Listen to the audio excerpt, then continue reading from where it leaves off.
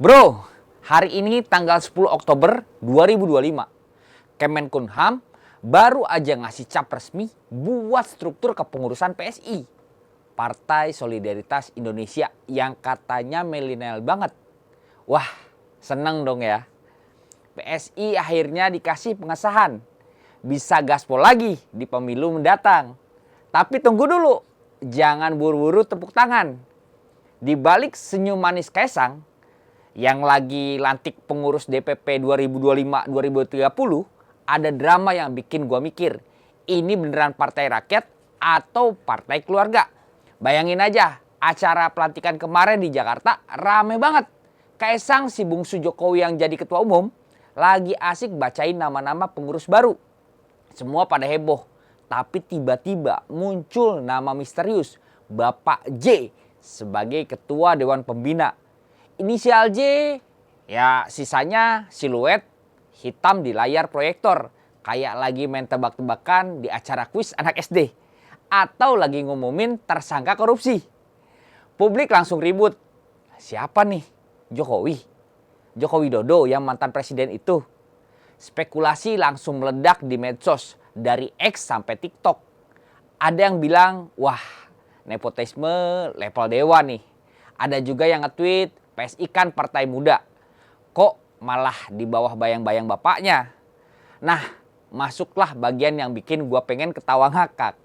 Habis acara, wartawan pada ngepung. Mikrofon diacungkan, kameranya lah. Pertanyaan standar. Pak, siapa sih Bapak J ini? Kenapa nggak diumumin langsung? Apa benar Jokowi? Targetnya Raja Juli Antoni, salah satu petinggi PSI yang lagi keluar gedung. Gua bayangin adegannya. Wartawan berkerumun kayak lebah. Pak Raja tolong jawab. Transparansi kan janji PSI. Tapi apa kabar? Raja Juli cuma senyum tipis. Geleng-geleng kepala. Terus bilang nanti aja ya, ini lagi proses. Proses apa? Udah disahkan kok, masa masih rahasia? Dia langsung cabut. Naik mobil hitam, ninggalin wartawan pada bengong sambil nulis catatan sumber nggak mau komentar.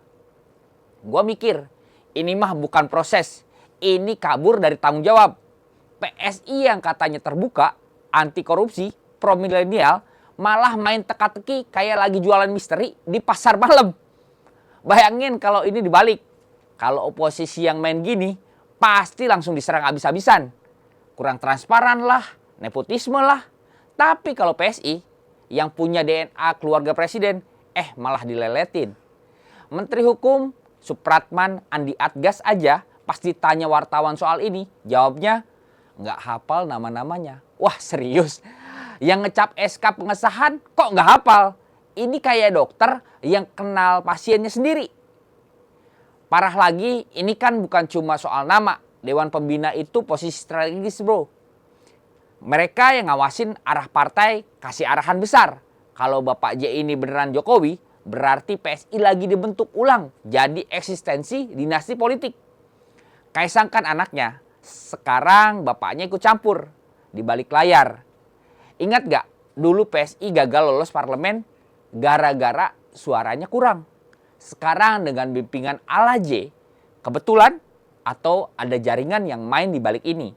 Gue gak bilang ada suap atau apa, tapi transparansi nol besar bikin orang curiga. Rakyat Indonesia kan udah capek sama politik dinasti yang kayak sinetron. Satu keluarga pegang semua peran, dari sutradara sampai aktor utama. Gue inget, Kaisang dulu janji PSI bakal beda.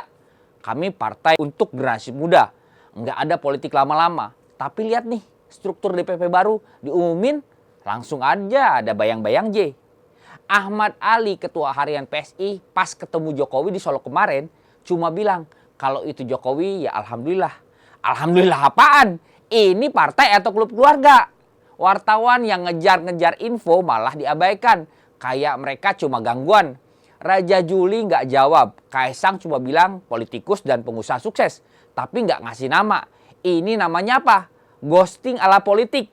Bayangin dampaknya ke depan. Pemilu 2029 PSI gaspol lagi.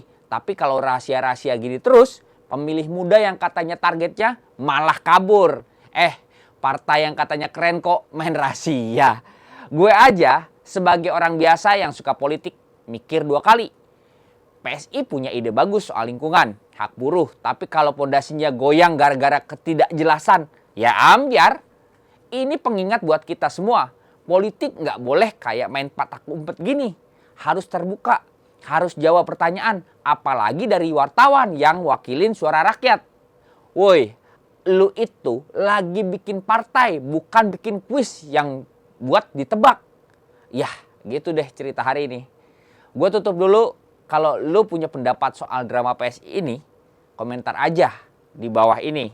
Siapa tahu Bapak J besok-besok muncul tiba-tiba. Tapi gue ragu, politik Indonesia emang selalu bikin nagih, tapi kadang bikin muak juga.